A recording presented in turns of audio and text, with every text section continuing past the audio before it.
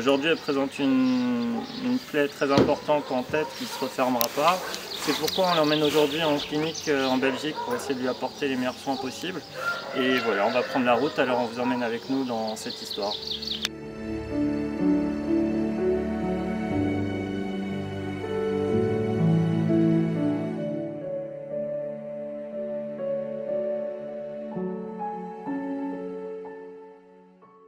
Honnêtement, je trouve que Hope, quand elle est arrivée chez nous, elle était dans un très bon état. Vu ce qui s'est passé, vu tout ce qui s'est passé, elle était bloquée parce que voilà, ce défait dans le crâne ne voulait pas se refermer. En plus, avec les insectes, les mouches et le foin, etc. qui rentrent dedans, la naise était avec une situation de sinusite un peu chronique. C'était un challenge assez important, surtout parce que ça n'était jamais été fait au monde.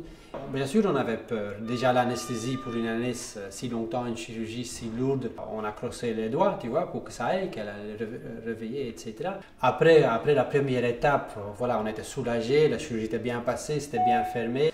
Mais bon, on ne sait jamais, tu vois, il y a toujours un risque d'infection, il y a aussi toujours le risque qu'une partie du flap qu'on a créé, que ça allait nécroser. Donc on a eu quand même pendant 3 à 4 semaines une tension, tu vois. Et ici c'était vraiment un challenge. Et si vous voyez ici la radio, si tu vois, cette radio est prise après la chirurgie.